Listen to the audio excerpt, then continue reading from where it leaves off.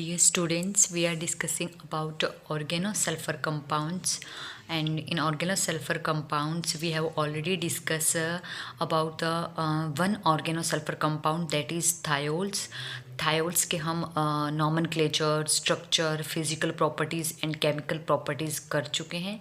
And next second organosulphur compound that we will discuss today, that is thioether. जैसा कि thiols क्या होता है, सल्फ़र एनालोगस होता है एल्कोहल का. सिमिलरली थायोईथर है वो सल्फ़र एनालोगस होता है ईथर का. अब firstly as we already know that ether का केमिकल फॉर्मूला हम कैसे रिप्रेजेंट कर सकते हैं. Organic part R oxygen and organic part R dash. R and R dash may be same or different. Now the sulfur analogues of this ether in which oxygen is replaced by sulfur atom, then the structure or chemical formula of thioether will be RSR dash, where R and R dash may be same or different. जैसा कि हमने alcohols का जो part था sulphur analogous, जो हम पहले discuss कर चुके हैं थायोल्स. थायोल्स को हमने क्या बोला था कि थायोल्स जो है वो हाइड्रोजन सल्फाइड यानी कि H2S हाइड्रोजन सल्फाइड का अल्काइल डेरिवेटिव है. लेकिन यहाँ पे क्या होता है कि हाइड्रोजन सल्फाइड के दोनों हाइड्रोजन को रिप्लेस करके अल्काइल पार्ट आ रहे हैं, तो हम थायोईथर को बोल सकते हैं. थायोईथर क्या है, डाई अल्काइल डेरिवेटिव है किसका, हाइड्रोजन सल्फाइड का. दूसरा अदर वे में भी हम बोल सकते हैं कि अगर मैं थायोल्स जो है, थायोल्स में एक हाइड्रोजन है वो किसी अदर अल्काइल ग्रुप से रिप्लेस कर दूं, तो उस टाइम पे मैं यहाँ पे थायोईथर को क्या बोल सकती हूँ कि ये अल्काइल डेरिवेटिव है किसका, थायोल का, बट डाई अल्काइल डेरिवेटिव है हाइड्रोजन सल्फाइड का. तो this is general introduction about thioether. Next है nomenclature, how we can assign name to the organosulphur compound that is thioether. Thioether की हम नेमिंग कैसे कर सकते हैं, यहाँ पे भी दो सिस्टम है नेमिंग के, common as well as IUPAC system. Common system and IUPAC system. Common system में हम नेमिंग कैसे देंगे कि जैसे सल्फ़र एटम के है वो अटैच्ड है दो ऑर्गेनिक पार्ट अल्काइल ग्रुप से या फिर अराइल ग्रुप से, जो भी है. इस केस में क्या है, कॉमन सिस्टम में जो भी आपका ऑर्गेनिक पार्ट है पहले उनका डाई अल्काइल और बाद में हम सिंपल वर्ड लगा देंगे थायोईथर, या फिर थायोईथर की जगह हम लिख सकते हैं डाई अल्काइल सल्फाइड. अगर अल्काइल ग्रुप सेम है तो हमने डाई अल्काइल लिख दिया, सेम जो भी है, चाहे वो मिथाइल है तो डाई मिथाइल, इथाइल है तो वो डाई इथाइल, प्रोपाइल ग्रुप है तो वो डाई प्रोपाइल. लेकिन अगर दोनों अल्काइल पार्ट है वो डिफरेंट है तो अलग अलग नेमिंग देनी पड़ेगी. तो नेमिंग में सबसे पहले कौन सा आएगा ये हम डिसाइड करेंगे अकॉर्डिंग टू अल्फ़ाबेटिकल ऑर्डर. तो that we will discuss in examples. Next IUPAC system में कैसे करना है, IUPAC सिस्टम में हमें करना है अल्काइल थायोएल्केन्स. तो जो दो पार्ट है ऑर्गेनिक पार्ट या अल्काइल ग्रुप, इसमें एक को तो हमें साइड चेन की तरह लेना है, जैसे ऐसे अल्काइल सबसे पहले लिखेंगे, फिर थायो वर्ड और उसके बाद फिर एल्केन हम वो एल्केन लेंगे यहाँ पे जो as a main chain parent chain consider करेंगे. तो जहाँ पे दो अल्काइल ग्रुप है पेरेंट चेन हम उसी को मानेंगे जो लॉन्गर होगी दोनों में. तो अब एग्जाम्पल के थ्रू हम डिस्कस करते हैं. जैसे कि ये है यहाँ पे दोनों ही ऑर्गेनिक पार्ट अगर मिथाइल हो तो कॉमन नेम क्या हो जाएगा, देखो डाई अल्काइल जस्ट. तो यहाँ पे अल्काइल पार्ट क्या है, मिथाइल है, तो डाई मिथाइल थायोईथर, या फिर बोल सकते हैं डाई मिथाइल सल्फाइड, सिंपली इतना लिख सकते हैं. IUPAC में कैसे करना है, IUPAC में अब दोनों मिथाइल है तो वो तो किसी को भी साइड चेन मान लो, किसी को पेरेंट. तो साइड चेन एक क्या आएगा, ऐसे साइड चेन यहाँ कंपैरिजन को कॉमन से, अल्काइल पार्ट क्या है मिथाइल थायो और पेरेंट है वो क्या है मीथेन. तो इसका IUPAC है वो क्या हो जाएगा मिथाइल थायो मीथेन, एंड कॉमन है वो क्या हो जाएगा डाईमिथाइल थायोईथर, या फिर बोल सकते हैं डाईमिथाइल सल्फाइड. सिमिलरली अगर यहाँ पे दोनों इथाइल पार्ट हो तो क्या हो जाएगा कॉमन में डाई इथाइल सल्फाइड, या फिर हम बोल सकते हैं डाई इथाइल थायोईथर. और IUPAC सिस्टम में क्या आ जाएगा इथाइल थायो इथेन। सिंपली अगर यहाँ पे इथाइल ग्रुप होते, अगर अल्काइल पार्ट है वो डिफरेंट है, लेट कर लिया एक मिथाइल है एक इथाइल है, तो कॉमन सिस्टम में हम नेमिंग कैसे देंगे? अब यहाँ पे इकट्ठा तो लिख नहीं सकते हैं, डाइवर्ड तो लगा नहीं सकते, दो अलग अलग अल्काइल ग्रुप है तो एक मिथाइल है एक इथाइल है। अल्फ़ाबेटिकल ऑर्डर में सबसे पहले कौन सा आएगा? इथाइल। तो पहले हम इसी को लिखेंगे कॉमन में, इथाइल मिथाइल थायोईथर, या फिर हम लिख सकते हैं इथाइल मिथाइल सल्फाइड। क्लियर है? आईयूपीएससी में हम क्या करेंगे? आईयूपीएससी में हमें लॉन्गर है उसको पेरेंट मानना है, तो as compare to this ethyl part है ये लॉन्गर है, तो यहाँ पे हम सिंपली क्या कह सकते हैं, यहाँ पे कौन सी पोजीशन पे है? जैसे हेयर आप देखें, नेमिंग देखना चाहेंगे इस केस में, तो ये क्या है? मिथाइल है, और यहाँ पे क्या है? थायो, और ये कौन सा है? इथेन। तो मिथाइल थायो इथेन। इसी तरह से अगर दूसरा मैं दिखाना चाहें कोई और कंपाउंड है जिसकी नेमिंग लेंगे यहाँ पे, जैसे एक मैंने इथाइल ले लिया सेम, और एक प्रोपाइल ग्रुप ले लिया CH3 CH2 hair, sulphur CH2 CH3, यहाँ पे H2 की बजाय अगर CH3 ग्रुप हो, यहाँ पे CH3 ग्रुप हो, तो अब नेमिंग कैसे देंगे? अब यहाँ पे अगर कॉमन में देखना चाहें तो एक इथाइल है एक क्या है? प्रोपाइल, तो ई पहले आएगा अल्फ़ाबेटिकल ऑर्डर में, और प्रोपाइल कैसा है? आइसोप्रोपाइल ग्रुप है ये।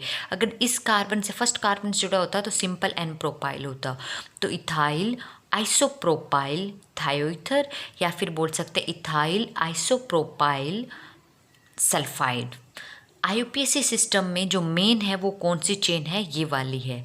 अब यहाँ पे हमें चेन है वो नंबरिंग देनी पड़ेगी, फर्स्ट सेकंड थर्ड, तो इस सेकंड के साथ जब सल्फर अटैच्ड है वहाँ इथाइल ग्रुप लगा हुआ है, तो साइड चेन में इथाइल होगा, ये पेरेंट चेन होगी ऐसे प्रोपेन, तो सेकंड पे क्या है? थायो और इथाइल दोनों ग्रुप है, तो 2 इथाइल थायो प्रोपेन। तो इस तरह से हम नोमेनक्लेचर है वो डिसाइड करेंगे थायोईथर का। नेक्स्ट है structural features of थायोईथर। Structural features में जो सेम हमने डिस्कस किया था जहाँ पे थायोल्स में, वही सेम केसेस यहाँ पे होगा। सल्फ़र की जो आउटर इलेक्ट्रॉनिक कॉन्फ़िगरेशन है वो क्या होगी? 3s2 3p4, तो s और 3p ऑर्बिटल हाइब्रिडाइज होके sp3 हाइब्रिडाइजेशन शो करेंगे, और 4 sp3 हाइब्रिड ऑर्बिटल होंगे सल्फ़र एटम के साथ, जिसमें 2 हाइब्रिड ऑर्बिटल है उनके पास तो लोन पेयर ऑफ इलेक्ट्रॉन है वो एज इट इज़ रहेंगे, और जहाँ पे सिंगल लोन इलेक्ट्रॉन है 2 sp3 हाइब्रिड ऑर्बिटल में, वो दोनों क्या करेंगे? बॉन्ड बना लेंगे R ग्रुप के साथ here, and here R dash के साथ। तो जिस तरह से थायोल की स्ट्रक्चर होती है bent having 2 lone pair of electrons, इसी तरह थायोईथर की भी स्ट्रक्चर है वो कैसी होगी? बेंट मैनर में होगी, या फिर वी शेप होगी, जिनके पास 2 लोन पेयर ऑफ इलेक्ट्रॉन्स होंगे। अगर हम कंपेयर करते हैं यहाँ पे ईथर के साथ, तो बॉन्ड एंगल जो है COC का बॉन्ड एंगल है वो लार्जर होगा as compare to ROR bond angle दिखा सकते हो आप, या फिर आप दिखा सकते हो कि COC बॉन्ड एंगल वो ग्रेटर देन होगा R डैश SR से। ग्रेटर क्यों होगा? द रीज़न क्या है कि यहाँ पे सल्फ़र एटम जो है वो लार्ज साइज़ है as compare to oxygen, and sulphur है वो लेस इलेक्ट्रोनेगेटिव है। लेस इलेक्ट्रोनेगेटिव है तो बॉन्डेड इलेक्ट्रॉन है वो इस न्यूक्लियाई से थोड़ा दूर होंगे, जबकि यहाँ पे बॉन्डेड इलेक्ट्रॉन है ये न्यूक्लियाई ऑक्सीजन के क्लोजली लाई करेंगे। क्लोजली लाई करेंगे, मान लो ये इलेक्ट्रॉन यहाँ है, तो आपस में बॉन्डेड इलेक्ट्रॉन के बीच में यहाँ रिपल्शन ज़्यादा है, जबकि यहाँ न्यूक्लियाई के पास बॉन्डेड इलेक्ट्रॉन की डेंसिटी इतनी नहीं है। बॉन्डेड इलेक्ट्रॉन सल्फर एटम से थोड़ा दूर है तो यहाँ रिपल्शन है वो थोड़ी कम है। तो इसीलिए due to high repulsion of bond electrons ROR यानी कि ईथर के अंदर जो बॉन्ड एंगल्स होता है वो ज़्यादा होता है as compare to thioether. Clear है। सेकंड थिंग, बाकी थायो ईथर में जो बॉन्ड एंगल है वो फिक्स नहीं होता है, क्योंकि इन ग्रुप पे भी डिपेंड करता है। जैसे जैसे ये अल्काइल पार्ट है चेंज होते जाते हैं, बॉन्ड एंगल में भी चेंज आता जाता है। ये अगर बल्कि जितने ज़्यादा बल्कि ग्रुप होंगे उतनी ज़्यादा यहाँ पे स्टेरिक रिपल्शन से बॉन्ड एंगल क्या होगा यहाँ पे उतना ही ज़्यादा होगा। तो स्ट्रक्चर है मेनली वो कैसी है, sp3 हाइब्रिडाइजेशन है सल्फर, लेकिन एक्चुअल में बेंड शेप में एग्जिस्ट करता है, which having 2 lone pair of electrons. Now methods of formation, यानी कि हम थायो ईथर को किन किन मेथड से बना सकते हैं। तो सबसे पहला मेथड है by reaction of alkyl halides with sodium और पोटेशियम मरकैप्टाइड। ये सेम रिएक्शन है जो हमने थायोल्स की केमिकल प्रॉपर्टीज़ में डिस्कस की थी, जहाँ हमने थायोल को अल्काइल हैलाइड और सोडियम या फिर पोटेशियम हाइड्रोजन सल्फाइड से बनाया था। वहाँ मैंने आपको बताया था कि अगर हम एक्सेस में ना लें पोटेशियम हाइड्रोसल्फाइड या फिर सोडियम हाइड्रोसल्फाइड, एक्सेस में नहीं लेंगे तो जो आपका वहाँ पे मरकैप्टाइड सोडियम या पोटेशियम मरकैप्टाइड बना है वही फिर से अल्काइल हैलाइड के साथ रिएक्ट करके थायो ईथर बना देगा और हमें थायो ईथर मिलेगा कुछ अमाउंट में एज़ कम्पेयर टू थायोल्स। तो वही सेम मेनली जो ऑर्गेनिक केमिस्ट्री में रिएक्शन है वापस घूम फिर के वही आ जाती है। एक ऑर्गेनिक कंपाउंड के वो केमिकल प्रॉपर्टीज़ है तो दूसरे किसी कंपाउंड के वो मेथड ऑफ फॉर्मेशन में इंक्लूड होती है।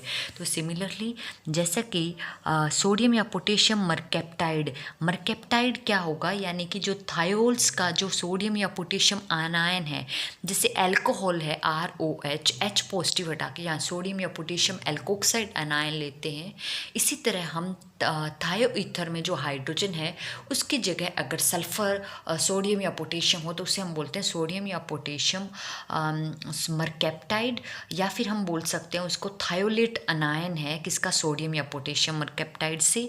तो यहाँ पे क्या है RS हेयर, एंड यहाँ मैं लिख सकती हूँ सोडियम या फिर पोटेशियम। जब इसकी रिएक्शन करवाते हैं हम अल्काइल हैलाइड से, अल्काइल हैलाइड में जो ये ऑर्गेनिक पार्ट है यहाँ अल्काइल हैलाइड में वो सेम भी हो सकता है एंड डिफरेंट भी हो सकता है। तो इस केस में यहाँ पे प्रोडक्ट है वो क्या बनेगा, हेयर थायो ईथर, और साथ में जो हम यहाँ पे सोडियम मरकैप्टाइड ले रहे हैं या पोटेशियम मरकैप्टाइड ले रहे हैं वो डिपेंड करता है, उसे डिपेंड पे यहाँ पे सोडियम ले रहे हैं तो सोडियम हैलाइड, पोटेशियम ले रहे हैं तो पोटेशियम हैलाइड निकल जाएगा। अब इस केस में रिएक्शन है वो होती कैसे है, यहाँ पे जैसे ही मैकेनिज्म क्या होगा, रिएक्शन किस पाथ से जाएगी। अब इस केस में जो यहाँ पे सोडियम या पोटेशियम मरकैप्टाइड की बात कर रहे हैं तो इस मरकैप्टाइड से जैसे पोटेशियम मेटल एटम है तो इस पे क्या होता है पॉजिटिव चार्ज, यहाँ पे क्या नेगेटिव, ये आयनिक बॉन्ड है, प्योरली आयनिक बॉन्ड। तो ये क्या करेगा, यहाँ से थायोलेट अनायन है जो सोडियम या पोटेशियम मरकैप्टाइड से, वो एज ए न्यूक्लियोफाइल, एक स्ट्रॉन्ग न्यूक्लियोफाइल की तरह बिहेव करेगा और यहाँ से अल्काइल हैलाइड हमें पता है हैलोजन हाईली इलेक्ट्रोनेगेटिव है जिसके ऊपर इस पे partial negative charge and here partial positive charge. ये क्या करेगा as a sulphide anion, as a strong nucleophile back side से अटैक करेगा, यानी कि न्यूक्लियोफिलिक सब्सटीट्यूशन रिएक्शन होगी और बैक साइड से अटैक होगा, सेम स्टेप में होगा बायोमोलिकुलर रिएक्शन। तो मैं यहाँ पे कह सकती हूँ ये SN2 nucleophilic substitution biomolecular reaction, biomolecular यानी कि सेम एक स्टेप में होगी, रिएक्शन की रेट है वो 2 मॉलिक्यूल पे डिपेंड करेगी, that is thiolate anions and alkyl halide. तो इस केस में जैसे इस पे अटैक करेगा यहाँ से हैलोजन का ऐसे हैलाइड रिमूवल, तो यहाँ क्या बन जाएगा RS, अब इस ऑर्गेनिक पार्ट के साथ बॉन्ड बना लिया है और यहाँ से ऐसे हैलोजन है वो हैलाइड अनायन निकल रहा है और रिएक्शन मिक्सचर में ऑलरेडी सोडियम पॉजिटिव इसके पेरिफ्री में था, वो क्या करेगा यहाँ से हैलाइड अनायन के साथ आयनिक इंटरेक्शन में आ जाएगा। तो इस तरह से हम थायो ईथर बना सकते हैं, थायोल्स का जो सॉल्ट है that is sodium and potassium mercaptide की, अगर हम अल्काइल हैलाइड के साथ रिएक्शन करवाते हैं। इस केस में क्या होता है, यहाँ पे जो अल्काइल हैलाइड है वो किस नेचर का है, अगर वो प्राइमरी या सेकेंडरी अल्काइल हैलाइड है या फिर अराइल हैलाइड है तो भी हम रिएक्शन है वो सिमिलर वे में जाएगी, बल्कि जब टर्शरी अल्काइल हैलाइड अगर हम यहाँ पे यूज़ करते हैं तो टर्शरी अल्काइल हैलाइड में रिएक्शन है वो सब्सटीट्यूशन नहीं होगा बल्कि एलिमिनेशन रिएक्शन हो जाएगी और वहाँ पे प्रोडक्ट हमें substitution product that is thio ether मिलने की बजाय यहाँ पे एल्कीन मिलेगा product that is elimination product. Next reaction है how we can prepare thioether from alkyl halide या फिर potassium alkyl sulphate with sodium और पोटेशियम सल्फाइड। यानी कि हम अल्काइल हलाइड या फिर पोटेशियम अल्काइल सल्फेट की रिएक्शन पोटेशियम सल्फाइड या फिर सोडियम सल्फाइड के साथ करवा के किस तरह से थायोईथर बना सकते हैं। तो फॉर एग्जांपल मैंने ले लिया यहाँ पे अल्काइल हलाइड ले लिया इथाइल आयोडाइड। इथाइल आयोडाइड की रिएक्शन अगर मैं पोटेशियम सल्फाइड के साथ करवा सकती हूँ तो पोटेशियम सल्फाइड के साथ हीट करने से ये किस में कन्वर्ट हो जाएगा, सिंपली थायोईथर में। अब रिएक्शन को बैलेंस करने के लिए 2 है तो हेयर 2 और यहाँ पे जो पोटेशियम है वो एज ए पोटेशियम आयोडाइड निकल जाएगा, ऐसे 2 mole of potassium iodide. Similarly हम बना सकते हैं potassium alkyl sulphate. Alkyl sulphate के लिए मैंने एग्जांपल ले लिया इथाइल सल्फेट और कौन सा लेना है, पोटेशियम सॉल्ट लेना है इथाइल सल्फेट का, तो हेयर C2H5SO4 के। जब मैं इसको हीट करती हूँ विद पोटेशियम सल्फाइड या फिर सोडियम सल्फाइड भी ले सकते हैं तो वहाँ पे थायोईथर की फॉर्मेशन होती है हेयर, तो डाई इथाइल थायोईथर्स या फिर बोल सकते हो IUPAC में इथाइल थायो इथेन हेयर C2H5। और साथ में आप साइड प्रोडक्ट देखिए, बैलेंस करना है तो 2 होने चाहिए इथाइल पार्ट हेयर, देन 2 यहाँ पे एंड यहाँ पे पोटेशियम कितने हो गए 4 और सल्फेट आयन कितने हो गए 2। तो वी कैन राइट जेट साइड प्रोडक्ट है वो क्या होगा, पोटेशियम सल्फेट 2 मोल्स। तो इस तरीके से हम सिंपली अल्काइल हैलाइड्स को या फिर पोटेशियम अल्काइल सल्फाइड को हीट करेंगे सोडियम सल्फाइड या पोटेशियम सल्फाइड से, तो वहाँ पे हम थायोईथर बना सकते हैं। थायोईथर्स को हम ईथर से भी बना सकते हैं। वो कैसे बना सकते हैं, ईथर से हम कैसे बना सकते हैं कि ईथर को हम ट्रीट करें, हीट करते हैं अगर विद फॉस्फोरस पेंटासल्फाइड, तो जो ईथर है वो सिंपली कन्वर्ट हो जाएगा थायोईथर में। यानी कि ऑक्सीजन जब से ही वो फॉस्फोरस पेंटासल्फाइड के साथ उसको हीट करेंगे तो ऑक्सीजन है, ऑक्सीजन को रिप्लेस करके वहाँ पे क्या हो जाएगा, सल्फर इंसर्ट हो जाएगा।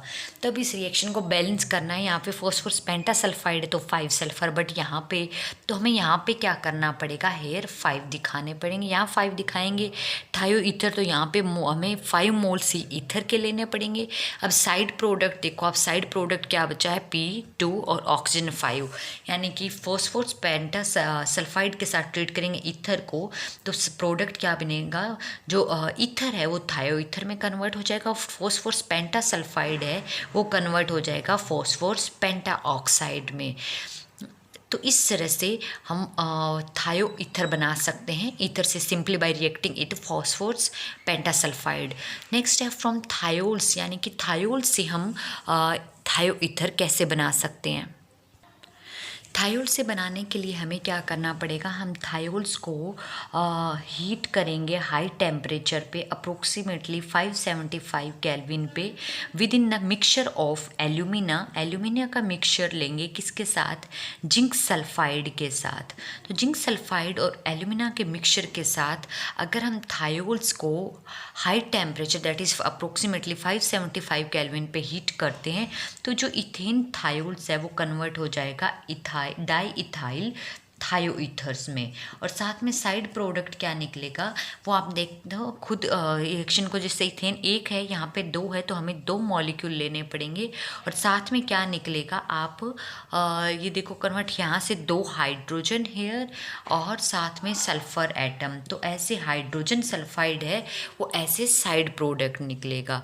तो इस तरीके से हम थायोल्स को सिंपली हीट करेंगे या फिर थायोल्स के वेपर्स को, जो है यहाँ पे प्योर थायोल्स नहीं बल्कि थायोल्स के वेपर्स को पास करवाएंगे over the mixture of alumina and aluminium oxide and zinc sulphide और उसको हीट करेंगे अप्रोक्सीमेटली 575 केल्विन पे।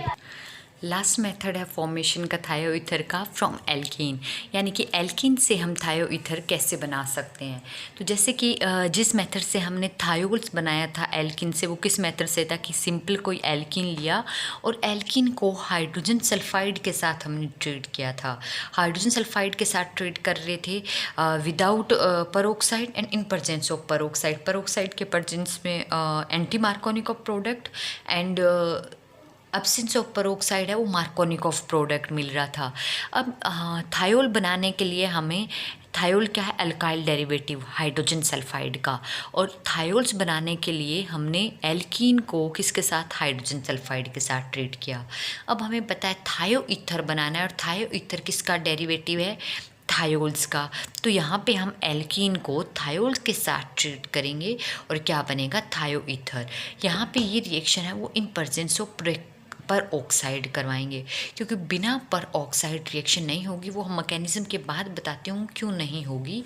तो यहाँ पे पर ऑक्साइड के प्रेजेंस में प्रोडक्ट है वो कैसा बनेगा? Anti Markovnikov of product. तो सबसे पहले रिएक्शन का मैकेनिज्म, प्रोडक्ट क्या बनेगा वो हम मैकेनिज्म के थ्रू चलेंगे। बेंजोइल पर ऑक्साइड, ऑर्गेनिक पर ऑक्साइड लेट कर लिया, मैंने ले लिया यहाँ पे बेंजोइल पर ऑक्साइड। पर ऑक्साइड है तो simply in the presence of heat thermal energy की प्रेजेंस में क्या होगा यहाँ पे? या फिर सिंपली हीट करेंगे, या फिर न्यूक्लियर जो सन एनर्जी है सनलाइट से, उसकी प्रेजेंस में यहाँ पे जो होमोलिसिस क्लीवेज है वो होगी। ड्यूरिंग होमोलिसिस क्लीवेज यहाँ पे क्या बनेंगे? 2 बेंजोइल पर ऑक्साइड के रेडिकल बनेंगे, CO और रेडिकल। यहाँ पे एक बार ये रेडिकल जनरेट हो गया, ये क्या करेगा? यहाँ से बेंजाइल रेडिकल का जनरेशन करेगा, यानी कि C6H5 C double bond O और रेडिकल। यहाँ से जैसे एक रेडिकल जनरेट हुआ, 2 मॉलिक्यूल है तो दोनों मॉलिक्यूल दिखाएंगे हम, तो ये बॉन्ड ईजिली क्लीव। एक बार रिएक्शन मिक्सचर में अगर कहीं से रेडिकल जनरेशन हो गया तो वो ईजिली बॉन्ड को होमोलिटिकली क्लीव कर सकता है। तो यहाँ पे क्या बन जाएगा? जो 2 मोल्स बनेंगे बेंजाइल रेडिकल यहाँ आ गया। अब इस हेयर एक सेकंड, थोड़ी मिस्टेक हो गई इस चीज़ में। यहाँ पे जो बॉन्ड है ये ब्रेक नहीं होगा, बल्कि ये बॉन्ड ब्रेक होगा। यहाँ एक लॉन इलेक्ट्रॉन एंड एक लॉन इलेक्ट्रॉन यहाँ। तो जो ये लॉन इलेक्ट्रॉन था ऑक्सीजन पे वो इसके साथ कंबाइन हो जाएगा। तो यहाँ पे एक lawn electron radical free radical, और यहाँ पे साथ में क्या जनरेशन हो जाएगा? C डबल बॉन्ड O पहले ही था, इस पे एक था, अब एक नया बॉन्ड बन गया है, यानी कि 2 मॉलिक्यूल ऑफ CO2। अब जो ये फ्री रेडिकल बेंजाइल रेडिकल बना है ये क्या करेगा? ये जो आपका एल्किन पार्ट है इसके साथ, इसमें एल्किन पार्ट है और एक आपका थायोल्स है, ये क्या करेगा?